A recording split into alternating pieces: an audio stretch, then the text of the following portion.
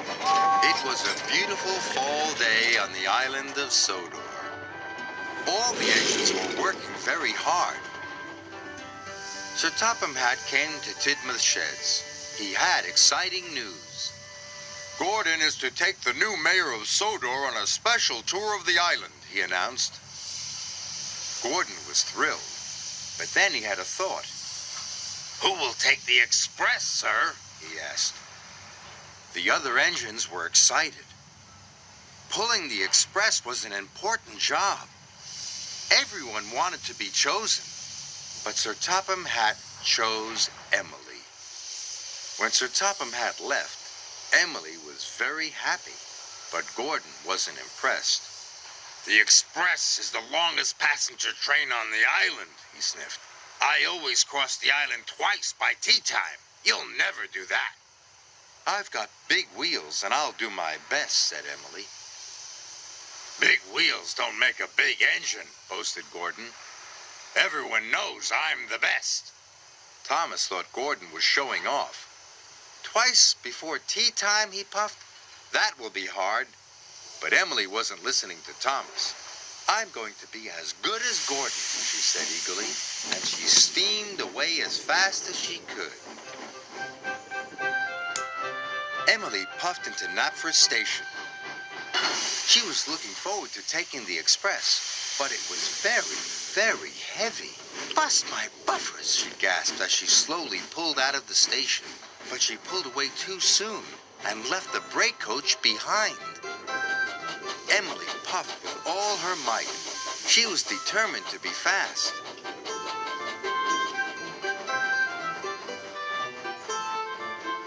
Emily had crossed the island once in good time. I am as good as Gordon, she puffed proudly.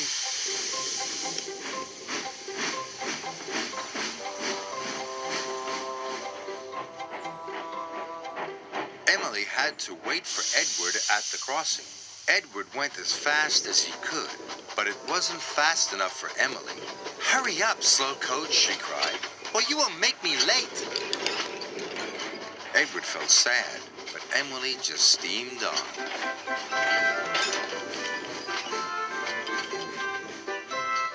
Emily stopped in Maithwaite Station. The express was a guaranteed connection with Bertie the bus. But Bertie hadn't arrived. He had a flat tire and was running late. Emily tried to wait. She counted to 10, twice, but she felt as if her boiler would burst. I'm going to be the slowest engine on Sodor, she cried, and it's not my fault. And she puffed away. When Bertie arrived, Emily had already left.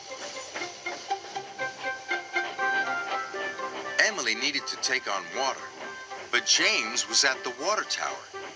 He was pulling the slow goods train. Emily wanted to go first. It doesn't matter if you are late, she said. You must wait your turn, said James crossly. Express trains don't wait, said Emily, and she left without taking on water. Emily went faster than ever. Her coaches rocked and rolled, and her passengers were biffed and bumped and bounced.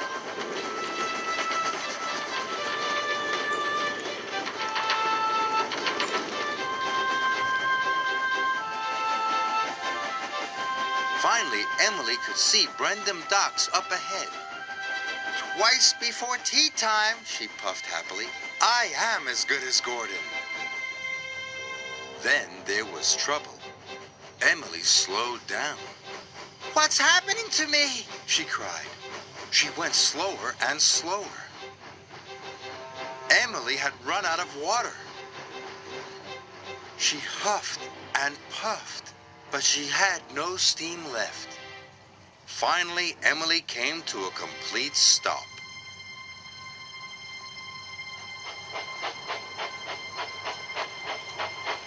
Sir Topham Hatt arrived on board James. He was very cross. You should have waited, said Sir Topham Hatt sternly.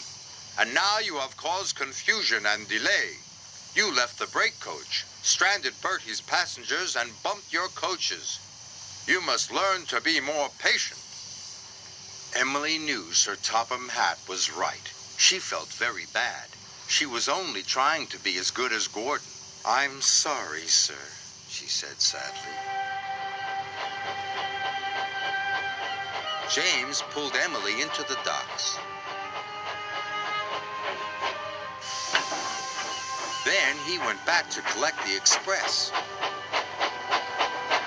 Now I need an engine to take the slow goods train, said Sir Topham Hatt. Emily had an idea. May I take it, sir? She said. If I promise to go slowly? Sir Topham Hatt thought it was a grand idea. The slow goods train needs lots of patience, he said. Emily was pleased.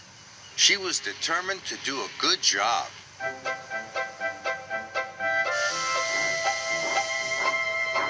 So after she took on water and lots of coal, Emily buffered up to the slow goods train.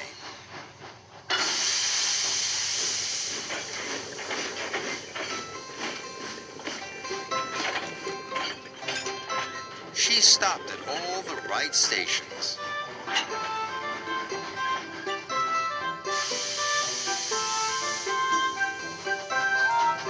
And she let all the other engines go first.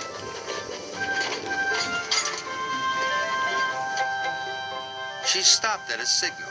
Thomas was waiting there. Hey, Thomas.